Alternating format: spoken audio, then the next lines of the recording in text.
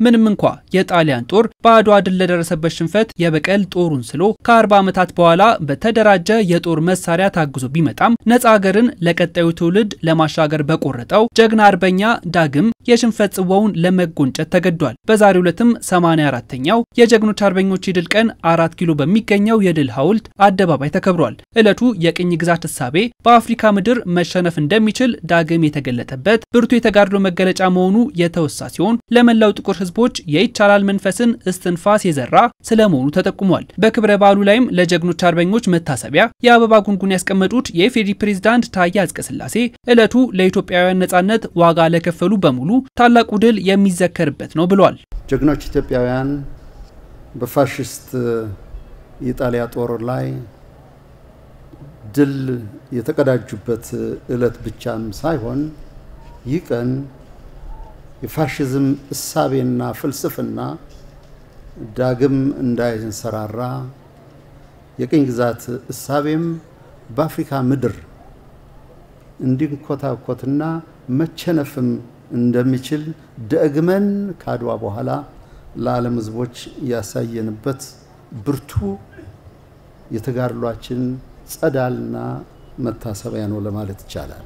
ሰላምና ነጻነትን ከሌላ የውጭ ኃይል የምንማረውና የምንቀበለው ሳይሆን በራሳችን የነጻነት ብርቱ ፍላጎት የተመሰረተ መሆኑን ያረጋግጥንበት ነው ያሉት ፕሬዝዳንቱ ኢትዮጵያውያን ከጥንት ጀምሮ ሀገራቸውን ሊወር የመጣውን ጠላት በአንድነትና በጀግንነት ቆመው በመመከት ነጻነታቸውን እንደጠበቁ ዛሬ ላይ መድረሳቸውን ጠቁመዋል። የስንፍና ፖለቲካን ለመረጡ ኃይሎችም ጀግንነት በሰላማዊ መንገድ የሚገለጥ በመሆኑ ለሰላም ቅድሚያ እንዲሰጡ ነው ጥሪ ያቀረቡት።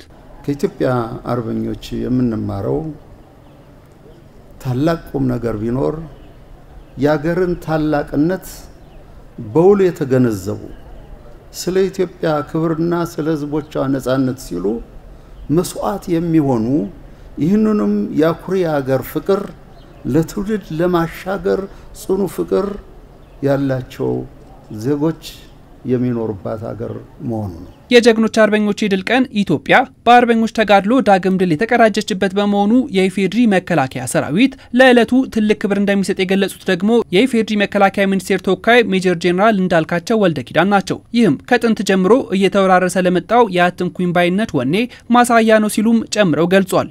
የኃይል ሚዛኑ ተመጣጣኝ ባልነበረበት ኢትዮጵያ ሉዓላዊነቴ ይከበር ብላ ወደ ዓለም አቀፉ ማህበረሰብ የምታሰማቸው ድምጾች ሰሚ ያላገኙበት በአጠቃላይም በጣም አስቸጋሪ የሆኑ ሁኔታዎች በነበሩበት የተካሄደ ጦርነት ነው።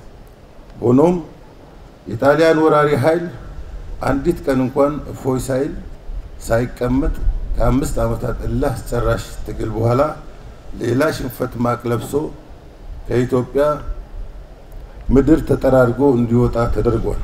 በመሆኑም ከጥንት ጀምሮ እየተወራረሰ የመጣው በዚህ የኢትዮጵያን ጀግንነት አይበገሬነት ያትኩኝ ባይነት ወኔ ልንኮራና ልንጠብቀው ይገባል። የጥንታዊት ኢትዮጵያ ጀግኖች አርበኞች ማህበር ፕሬዝዳንት ልጅ ዳንኤል ጆቴ መስፍን በዚህ ወቅት እንደገለጹት ዕለቱ ጣሊያን ከ40 ዓመታት በኋላ ያደረገው ወረራ በድል ተጠናቆ ንጉሠ ነገስቱ ወደ ሀገር የገቡበትና ነጻነት የታወጀበትን ቀን ታሳቢ ተደርጎ የሚከበር በዓል ነው። ይህ በዓልም በ5 ዓመቱ የመከራ ዘመን የሀገሪቱ ባለውለታዎች መታወሻ ቋሚ ቅርስ እንደመሆኑ የአሁኑ ትውልድ ይህንን ቅርስ እንዴት እንደሚጠቀምና ለእድገት እንደሚያውል ማሰብ እንደሚኖርበት ጠቁሟል። የዛሬው ታሪካዊ ዕለት ንጉሠ ነገስቱ በሰራዊታቸው ታጅበው ወደ ርዕሰ መዲናቸው አዲስ አበባ የገቡበትና የኢትዮጵያን ሙሉ ነጻነት ያረጋገጡበት ቀን ነው። የጥንታዊት ኢትዮጵያ ጀግኖች አርበኞች ማህበርም በ1931 ዓ.ም በጭንቁ የተጋድሎ ዘመን ተወልዶ ከዚያው ተጋድሎ በኋላ በ1933 ዓ.ም በሚያዝያ 27 የድል ቀን በዕለቱ ለማየት ችለናል። እነሆ ዛሬም 84ኛውን የድል በዓል እንዲህ ባማረና